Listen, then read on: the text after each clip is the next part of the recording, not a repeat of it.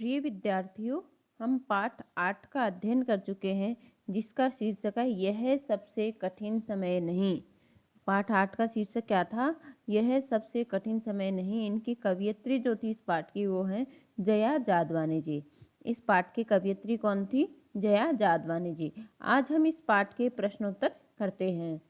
प्रश्न नंबर 1 है, यह कठिन समय नहीं है, यह बताने के लिए कविता में कौन कौन से तर्क प्रस्तुत किए हैं, स्पष्ट कीजिए। भाई, यह सबसे कठिन समय नहीं है, इस बात को बताने के लिए इस कविता में कौन कौन से तर्क दिए गए हैं। तो इसके लिए कौन कौन से तर्क दिए गए हैं कि अभी भी चिड़िया के चोंच में क्या है, तिनका दबाए उड़ने को तैयार है चिड़िया, क्योंकि वह नीड का निर्माण करना चाहती है।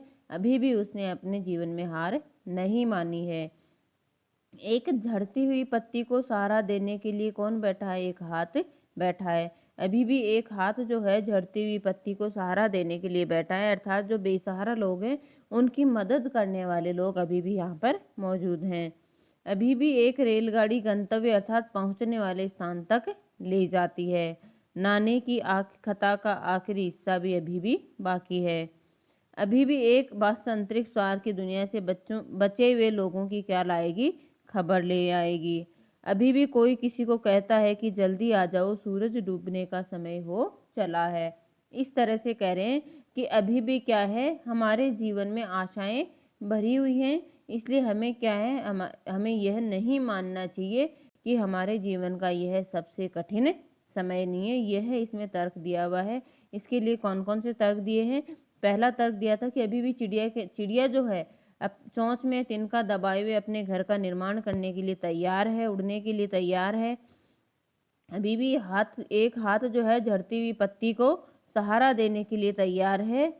अभी भी एक रेलगाड़ी गंतव्य अर्थात पहुंचने वाले स्थान तक ले जाती है। अभी भी जो नानी की कथा का आखिरी हिस्सा है वह बाकी है। अभी भी एक बस अंतरिक्ष के पार की दुनिया के बचे हुए लोगों की खबर लाएगी।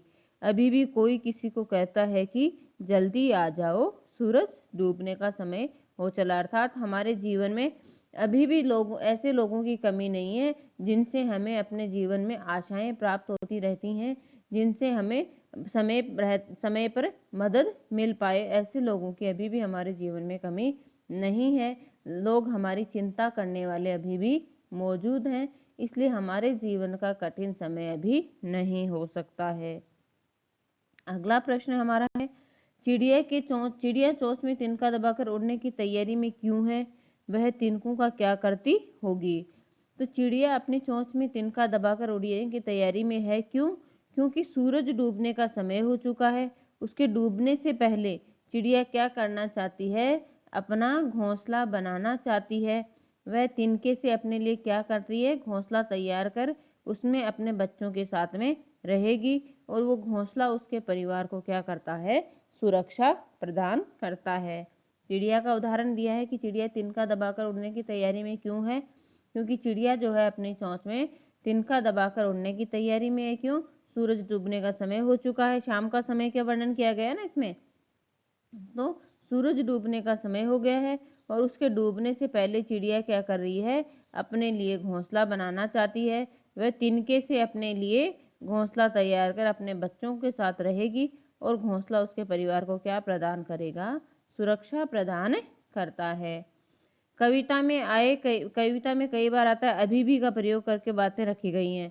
अभी भी का प्रयोग करते हुए 3 वाक्य बनाने हैं, और देखिए उसमें लगातार, निरंतर, बिना रुके चलने वाले किसी कार्य का भाव निकल रहा है या नहीं है। मुझे अभी भी सर दर्द है। मुझे अभी भी सर दर्द है। अभी भी गांव में कई बच्चे कई मील पैदल चल करके स्कूल जाते हैं। हम अभी भी अंग्रेजी सीख रहे हैं। हम अभी भी अंग्रेजी सीख रहे हैं। तो इन तीनों चीज़ों में क्या है? निरंतरता, बिना रुके चलने वाले कार्य का भाव निकल रहा है। हमारे जो ये तीनों वाक्य हैं, इन तीनों वाक्य में निरंतरता का भाव निकल रहा है, बिना रुके चलने का भाव निकल रहा है। अगला हमारा है प्रश्न, नहीं और अभी भी को एक साथ प्रयोग करके 3 वाक्य लिखने। क्या करना है? अभी नहीं और अभी भी इन दोनों को एक साथ करके हमें वाक्य प्रयोग करके 3 वाक्य बनाने हैं। और देखिए नहीं अभी भी के पीछे कौन कौन से भाव छिपे हुए हैं, इनके पीछे कौन कौन से भाव छुपे हुए हैं। जैसे हमने लिख दिया नहीं अभी भी मेरी परीक्षा की तैयारी कम है, नहीं अभी भी मेरी परीक्षा की तैयारी कम है। फिर आ गया नहीं अभी भी इमारत का निर्माण नहीं हुआ है, अभी भी इमारत का निर्माण नहीं हुआ है। नहीं अभी भी मेहमान के आने में देरी, अभी क्या है मेहमान के आने में देरी है। तो अभी भी जो है वो तो किसका भाव दे रहा है, निरंतर चलने वाली प्रक्रिया का बोध कराता है।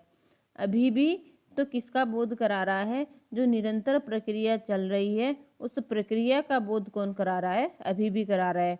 और जो नहीं है यहाँ पे जो नहीं लिखा हुआ है उससे क्या होता है, कार्य के नहीं होने का पता चलता है। निरंतरता तो चल रही है लेकिन कार्य पूर्ण नहीं हुआ है, तो नहीं होने का जो पता चलता है वो किससे चल रहा है, नहीं से चल रहा है। वापस देख लेना इसको, नहीं और अभी भी को एक साथ प्रयोग करके 3 वाक्य बनाने हैं। तो हमने वाक्य बनाए हैं नहीं अभी भी मेरी परीक्षा की तैयारी कम है, वाक्य बनाया नहीं अभी भी मेरी परीक्षा की तैयारी कम है। अर्थात निरंतरता तो चल रही है, तैयारी तो चल रही है, लेकिन तैयारी क्या है, कम है।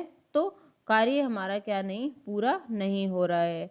नहीं अभी भी इमारत का निर्माण नहीं हुआ, इमारत का निर्माण तो चल रहा है, निरंतरता तो बनी हुई है अभी भी से, लेकिन नहीं आने के बाद में क्या है कि अभी वो कार्य पूर्ण नहीं हुआ। कार्य पूर्ण नहीं होने का क्या दे रहा है, संदेश दे रहा है। नहीं अभी भी मेहमान के आने में क्या है, देरी है, मेहमान के आने में अभी देरी है। तो इससे तीनों से हमें क्या चल रहा है, इन तीनों में जो अभी भी है उससे हमें निरंतर चलने वाली प्रक्रिया का बोध कराता है, और तथा जो नहीं है उससे कार्य के नहीं होने का पता हमें चलता है। प्रश्न नंबर 5 हमारा है, आप जब भी घर से स्कूल जाते हो कोई आपकी प्रतीक्षा कर रहा होता है। सूरज डूबने का समय भी आपको खेल के मैदान से घर लौटने की सूचना देता है। घर में कोई आपकी प्रतीक्षा कर रहा है।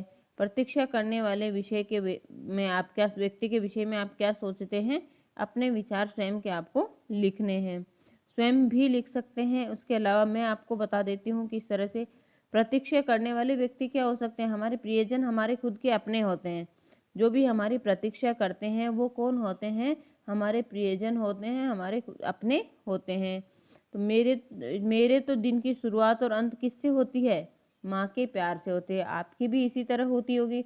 हमारे तो किसकी होती है दिन की शुरुआत, माँ के प्यार से होती है। सुबह में प्यार से माथा चूमकर जगाने में माँ का प्यार, नाश्ते में बनी पसंद की चीज़ों में माँ का प्यार, भले बुरे की डांट में माँ का प्यार। सूरज डूबने के साथ खेल के मैदान से कौन करता है इंतजार आपका, सूचना कौन देता है खेल के मैदान से घर लौटकर चलने की, माँ देती है। माँ का प्यार देता है कि हमें घर लौटना है, माँ इंतजार कर रही होगी। जीने का सलीका कौन सिखाता है, माँ सिखाती है। जीने का सलीका कौन सिखाता है, माँ सिखाती है। तो आपकी जो उम्र है उस हिसाब से आपके दिन की शुरुआत किससे होती है, माँ से होती है, ठीक है। और अंत भी किससे होता है, माँ के प्यार से होता है। सुबह प्यार से माँ क्या करती है, सुबह प्यार से जगाती हैं। नाश्ता माँ आपकी पसंद का बनाती हैं।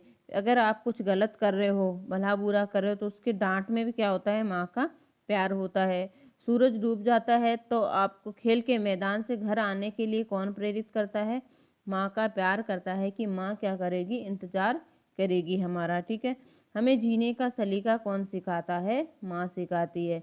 जीवन जीने का सलीका कौन सिखाता है, माँ सिखाती है। इस तरह से हमारे दिन की शुरुआत किसके साथ में होती है, माँ के प्यार के साथ में होती है।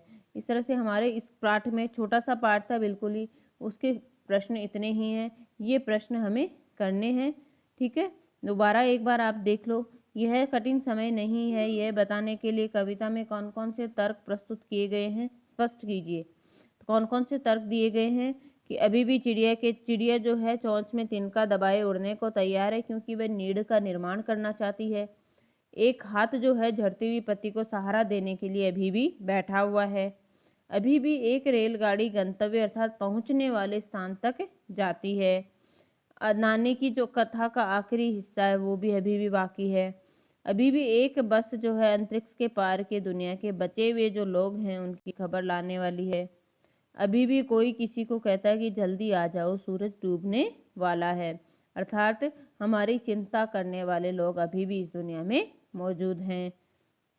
अगला हमारा प्रश्न था, चिड़िया चोंच में तिनका दबाकर उड़ने की तैयारी में क्यों है? वह तिनके का क्या करती होगी? तो चिड़िया चोंच में तिनका दबाकर उड़ने की तैयारी में है, क्यों? क्योंकि सूरज डूबने का समय हो चुका है।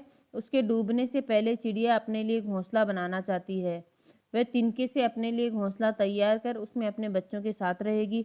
घोंसला उसके परिवार को क्या प्रदान करता है? सुरक्षा प्रदान करता है। कविता में कई बार अभी भी का प्रयोग करके बातें रखी गई हैं। अभी भी का प्रयोग करते हुए 3 वाक्य बनाइए और उसमें देखिए कि उसमें लगातार, निरंतर, बिना रुके चलने वाले किसी कार्य का भाव निकल रहा हो। प्रश्न हमारा क्या है कि कविता में किसका प्रयोग हुआ है? अभी भी का बार बार प्रयोग हुआ है। तो अभी भी का प्रयोग करके कुछ बातें रखी गई हैं। तो अभी भी का प्रयोग करते हुए ही हमें भी क्या करना है? 3 वाक्य बनाने हैं, ठीक है? और उन वाक्यों से हमें कैसा आभास होना चाहिए, कैसा भाव निकलना चाहिए? निरंतरता का भाव निकलना चाहिए। जैसे मैंने इस वाक्य बनाया, मुझे अभी भी सर दर्द है, मतलब मेरा सर दर्द खत्म नहीं हुआ है, अभी भी सर दर्द है। निरंतरता बनी हुई है। अभी भी गांव में बच्चे जो हैं कई मील पैदल चलकर स्कूल जाते हैं, मतलब अभी जा रहे हैं, ऐसा नहीं है कि सभी के पास में सुविधाएं हो चुकी हैं। इस वाक्य से हमें एहसास हो रहा है कि अभी भी वो जाते हैं। हम अभी भी अंग्रेजी सीख रहे हैं। हम अभी भी अंग्रेजी सीख रहे हैं, मतलब हम सीख नहीं चुके हैं, हमारा कार्य पूर्ण नहीं हुआ है। इस तरह से प्रश्न नंबर 4 हमारा है, नहीं और अभी भी को एक साथ प्रयोग करके हमें 3 वाक्य लिखने हैं और ये देखना है कि इन दोनों के पीछे क्या भाव छुपा हुआ है। तो इसका पहला वाक्य हमने बनाया, नहीं अभी भी मेरी परीक्षा की तैयारी कम है। मेरी परीक्षा की तैयारी अभी भी कम है। दूसरा हमने बनाया, नहीं अभी भी इस इमारत का निर्माण नहीं हुआ है। तीसरा हमने बनाया, नहीं अभी भी मेहमान के आने में देरी है। अभी भी क्या है? मेहमान के आने में देर है। तो अभी भी निरंतर चलने वाली प्रक्रिया का बोध कराता है तथा नहीं से हमें किसका बोध हो रहा है? कार्य के नहीं होने का पता चल रहा है। अगला हमारा प्रश्न है, आप जब भी घर से स्कूल जाते हैं कोई आपकी प्रतीक्षा कर रहा होता है। सूरज डूबने का समय भी आपको खेल के मैदान से घर लौटने चलने की सूचना देता है कि घर में कोई आपकी प्रतीक्षा कर रहा है। प्रतीक्षा करने वाले व्यक्ति के विषय में आप क्या सोचते हैं? अपने विचार लिखिए। तो हमारी सबसे ज़्यादा प्रतीक्षा कौन कर रहा है? आपकी कौन करता है? जाहिर सी बात है, माँ करती है।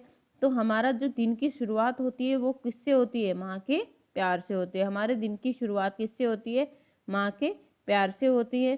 सुबह माँ आपको बहुत ही प्यार से उठाती है, नाश्ता आपकी पसंद का बनाती है। अगर आप कुछ गलत करते हो तो उनकी डांट में भी क्या होता है? प्यार होता है। जब खेलने जाते हो सूरज डूबने के साथ में मैदान से घर लौटने की प्रेरणा किससे आती है? माँ के प्यार से आती है। हम ये सोचते हैं कि माँ घर पर इंतजार कर रही होगी। जीवन में हमें जीने का सलीका कौन सिखाता है? माँ सिखाती है। इस तरह से हमारे दिन की शुरुआत किसके साथ होती है? माँ के प्यार के साथ होती है और दिन का अंत भी किसके साथ होता है? माँ के प्यार के साथ होता है। इस तरह से इस पाठ के आपके सारे प्रश्न उत्तर पूरे होते हैं।